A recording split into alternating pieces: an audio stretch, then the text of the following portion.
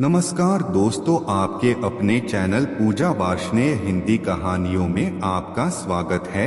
आज की कहानी का शीर्षक है भाग्य का लिखा। बहुत समय पहले की बात है।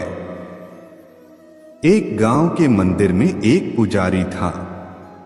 वो पुजारी अपना सारा समय मंदिर की सफाई, पूजा पाठ, आने जाने वालों के लिए पूजा करने में ही बिताता था। उसके परिवार में कोई नहीं था और वो अपना खाना पीना मंदिर में होने वाले चढ़ावे से ही चलाता था। वो पुजारी व्यवहार का बहुत अच्छा था। उसके मन में पैसों के प्रति ज्यादा लालच नहीं था। मंदिर में जब भी ज्यादा चढ़ावा होता तो वो उनसे दूसरों लोगों की भी मदद करता था। पुजारी मन ही मन ये भी सोचता था कि मंदिर के चढ़ावे से थोड़ा बहुत बचत भी होती तो भविष्य के लिए अच्छा हो जाता। लेकिन गांव का मंदिर था तो वहां लोगों का आना जाना कम होता था। मुश्किल से दिन भर में 5 से 6 पैसों का चढ़ावा हो पाता था, जिसमें से पुजारी अपने दिन भर की जरूरतों को पूरा करने के बाद सिर्फ 2 पैसे ही बचा ही पाता था। और जब कभी चढ़ावा ज्यादा होता तो पुजारी के पास कोई ना कोई व्यक्ति ऐसा आ जाता जिसे मदद की जरूरत होती थी और पुजारी उसे मना भी नहीं कर पाता। बहुत समय बीत गया, लेकिन पुजारी पूरे दिन 2 पैसों से ज्यादा बचत कर ही नहीं पाता था। वो हमेशा भगवान से यही प्रार्थना करता कि भगवान कुछ तो ऐसा करो कि मैं 2 पैसों से ज्यादा की बचत कर पाऊं। भगवान से प्रार्थना करके पुजारी रोज की तरह अपने काम में लग जाता। कुछ समय बाद पुजारी की शादी हो गई। घर में अब 2 लोग हो गए और खर्चा चलाने के लिए ज्यादा पैसों की जरूरत पड़ने लगी। पुजारी की शादी होने के बाद मंदिर में लोगों का आना जाना बढ़ने लगा, जिसकी वजह से चढ़ावा भी ज्यादा होता और अब पुजारी अपने घर के खर्चे पूरे करने के बाद 10 पैसे रोज बचाने लगा। धीरे धीरे पुजारी के पास ज्यादा पैसे हो गए। कुछ पैसों से उसने अपने घर की मरम्मत करी और कुछ पैसों को भविष्य के लिए बचा लिया।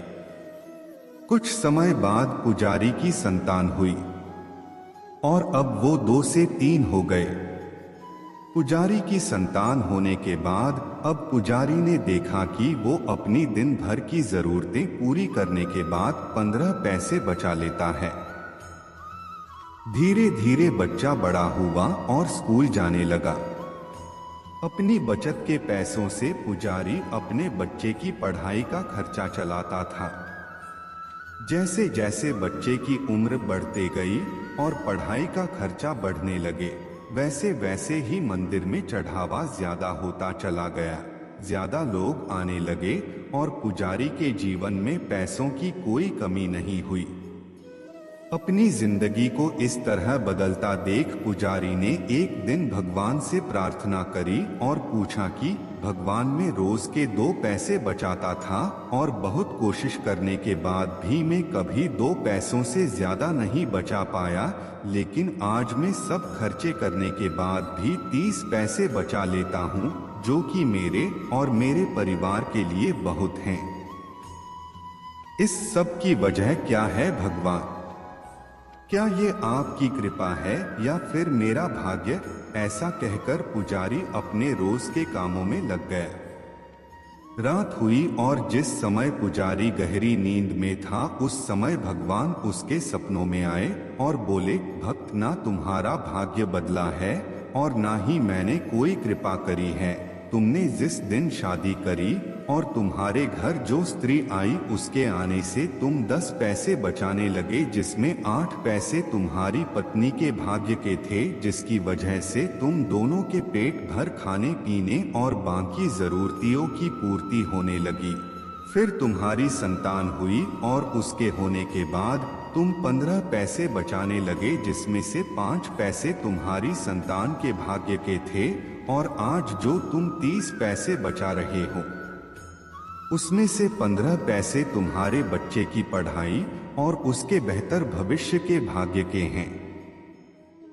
भक्त, तुम आज भी अपने भाग्य के सिर्फ 2 ही पैसे बचा रहे हो और आगे भी 2 ही बचा पाओगे। दोस्तों, इस कहानी से आप कई बातें समझे होंगे और साथ ही आप ये भी समझे होंगे कि किस तरह हमारे भाग्य का लिखा हमें मिलता है और साथ ही किस तरह दूसरों के भाग्य का लिखा भी हमारे द्वारा होते हुए दूसरों को मिलता है। जय श्री कृष्ण।